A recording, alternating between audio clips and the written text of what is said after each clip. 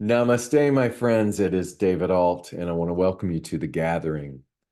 I've been traveling for the past several weeks, and my partner was able to go with me. We were on the West Coast, and one of those days was a travel day where we took our rental car from the Los Angeles area to Las Vegas, Nevada. Maybe you've taken that drive before. You know, there's a big, wide stretch of barren, sort of deserty landscape. He had to work. And so he was on company calls with his headphones on and his laptop and his phone. We're a little nervous about Wi-Fi connection and losing it in that barren desert stretch, but he managed to be on these calls. And there was a moment in one of the calls where he kind of gasped, that he went, "Oh my goodness." And I could just hear the "oh my goodness." I had no reference point to what he was talking about. And my mind was like, I wonder what public health crisis new thing is happening now, because that's the field that he works in.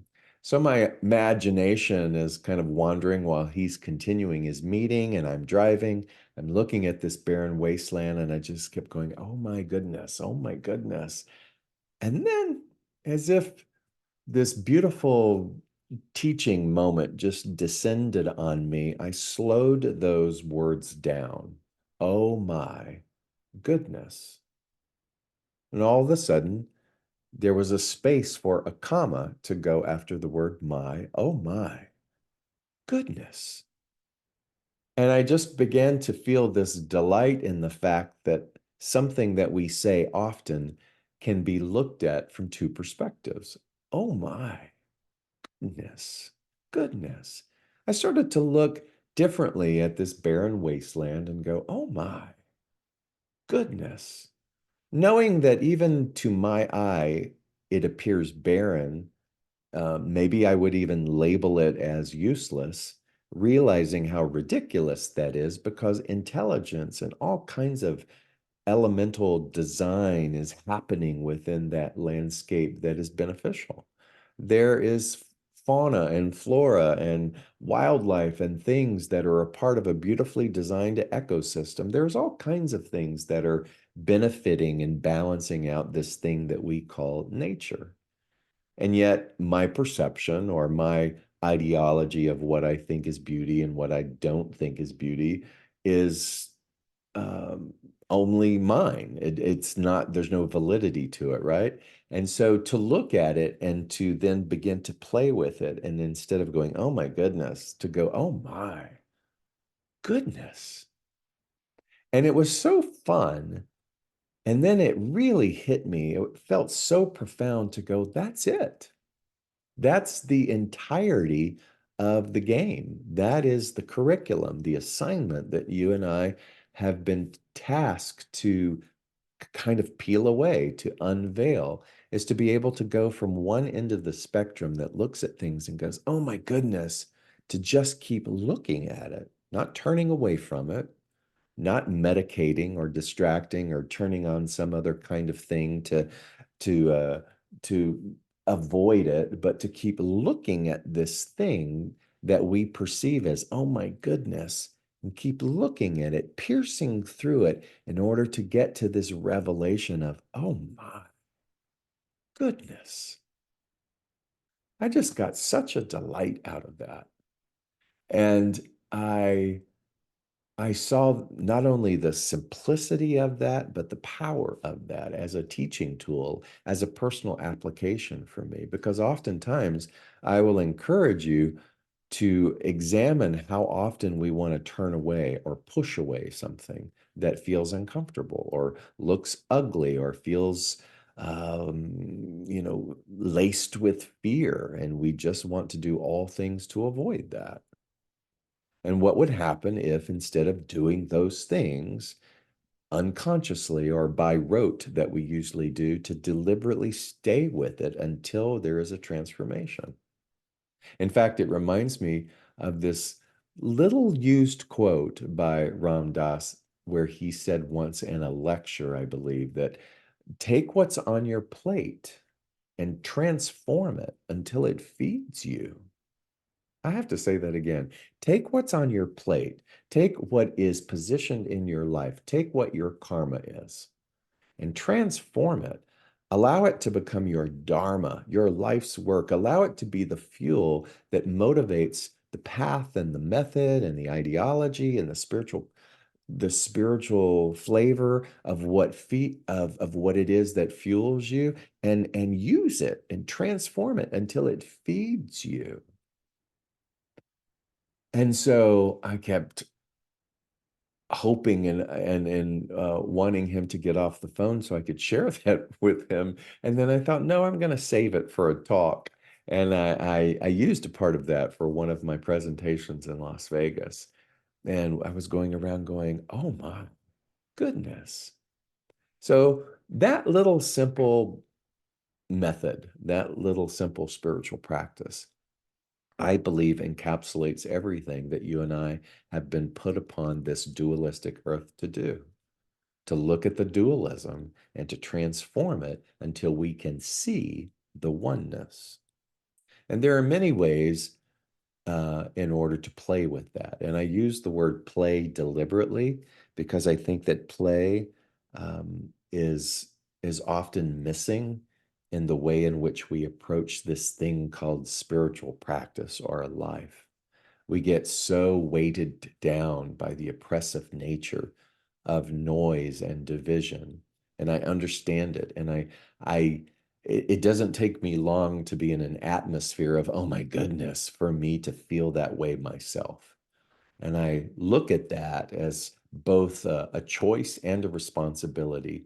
If it's an atmosphere where I am going to be there regardless, then it's my responsibility to use that and transform it until it feeds me. And if I have a choice to go, this is not where I want to be, then I have the clarity and the will to be able to leave that. And that too is a form of transformation. And I kept seeing and delighting in the way in which the variance of that simple teaching kept showing up for me. I believe I shared that my friend who had been ill for the past 4 years with cancer passed away. And I was with him in those last days, and there was one particular sweet afternoon where it was just he and I on his bed, and the visitors had paused long enough for us to have some good one-on-one. And I said to him, I said, "Hey, I would appreciate it if you would send me a sign when you're on the other side of the veil, a sign that lets me know that you're well and that you are thriving and that you are elated in what you are able to see that we're not." And don't give me any of that butterfly stuff. I was laughing and he was laughing. And I said, I want something really, really profound that is indicative of you. And he closed his eyes briefly and he thought and he said, a horse. And then he went, no, no, no, galloping horses. I said, okay. And he passed. And the following day, my partner went to work and he was in a staff kitchen area. And he took a picture of something that was on the refrigerator wall because it was a kid's drawing of these two little stick horses. And he said, he's here. And we kind of laughed. And I thought, oh, that's silly of him to kind of tease me that way. And I said, I'm still looking for that grand representation. And I wasn't forcing I gotta see it. I was just kind of holding it loosely and welcomingly inside of me that I'm going to see that. And when I do see it, it's going to be really sweet. And I didn't dwell on it. I didn't force it. Again, it was just within the realm of that, what I would call invitational energy inside of me. So that same trip to Vegas, we get to Vegas, and I have a day before the work starts. And I wanted my partner to be able to see something in Vegas he had never been. So I kept reading about this thing called the Sphere, like a big globe dome. And it was the newest thing that they had built, and it holds 18,600 people. And I have this little thing I want to read to you about what the sphere is because I can't remember all of this, but um, it's a globe-shaped venue. It's the most expensive entertainment venue built in Las Vegas so far, and it uses immersive video and audio, which Wikipedia describes as 16K resolution wraparound interior LED screen, speakers with beam-forming and wave-filled synthesis technology, and 4D physical effect. Sounds grand. Well, it was kind of grand, actually. The tickets that I bought were in the nosebleed section. They were at the highest top back tier in this sphere, which when you think about an immersive screen wraparound experience is perfect. There is no real bad seat. But in order to get to the seat, you had to go up these very lengthy escalators. We had to go up four of those to the point where by the third one, you're kind of holding on a little bit because you can look down and you can just keep going up and up and up and up and up. And then when you find the section where your chairs are, you almost have to hold on to because you can see the vastness of this sphere and this globe. And so the film, it was a film and it was called Postcards from the Earth. And it was magnificent. It was a storyline that showed the evolution of life, starting sort of with the ambiotic fluid and ocean and going into fern and things, and then all of the stuff that migrated to land and eventually to animals and humans. And they used those effects brilliantly because there was once when they got to the animal kingdom and there was an elephant and its trunk came out and it almost as if it was going to lick you in the face. And of course, your reaction when you're in something like that is to kind of go like that. And no sooner did the elephant do that than it cut to a stampede, a stampede of galloping horses, and they were running right at us. And they had also applied this special effect to the chairs that shook as if you were right there with it. And there was David, my friend who had passed, galloping towards me with such glory and such magnificence and such freedom. And I got so teary and I was like, run, David, run. Run, David, run. Oh my goodness, goodness.